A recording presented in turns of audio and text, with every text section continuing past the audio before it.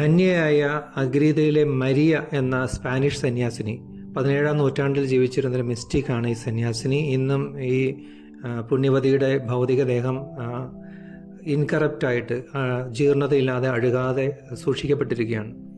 അപ്പോൾ ധാരാളം ആത്മീയ വെളിപാടുകൾ ഈശോയിലൂടെയും പരിശുദ്ധ അമ്മയിലൂടെയും ലഭിച്ച ഈ പുണ്യവതി പ്രസിദ്ധമായൊരു പുസ്തകം എഴുതിയിട്ടുണ്ട് ഈ ദർശനങ്ങളെ അടിസ്ഥാനമാക്കി. ആ പുസ്തകത്തിൻ്റെ പേരാണ് the mystical city of God.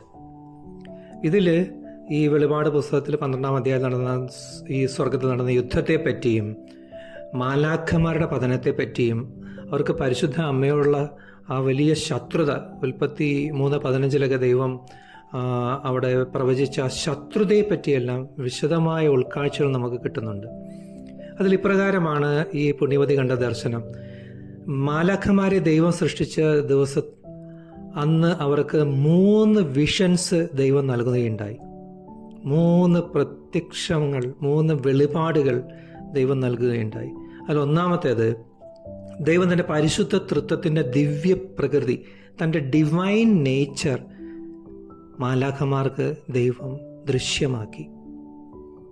പിതാവും പുത്രനും പരിശുദ്ധാത്മാവുമായ ത്രിയേക ദൈവത്തിൻ്റെ മഹത്വം, ഗ്ലോറി മാലാഖമാർ ദർശിച്ചു. എല്ലാ മാലാഖമാരും ദൈവത്തെ ആരാധിച്ചു. പക്ഷേ ലൂസിഫർ മാത്രം ആനന്ദത്തോടെ അല്ല പ്രകാരം ദൈവത്തെ ആരാധിച്ച്, മറിച്ച് ഒരു കടമയ്ക്കായിട്ട് മാത്രമാണ്, നെയിംസേക്കായിട്ട്.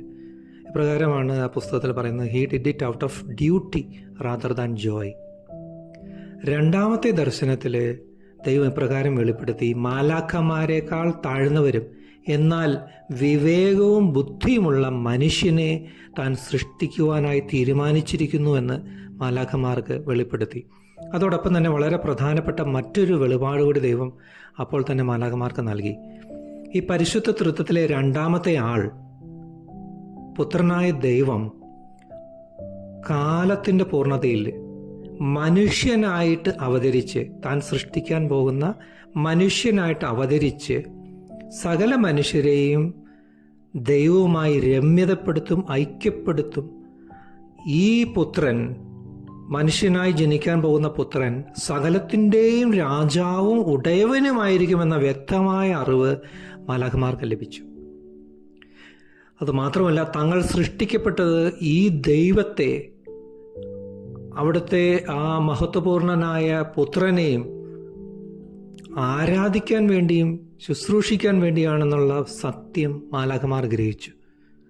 അനുസരണയുള്ള എല്ലാ മാലാഖമാരും ഈ കൽപ്പന ലഭിച്ച ഉടനെ അവ അനുസരിച്ചു, അംഗീകരിച്ചു.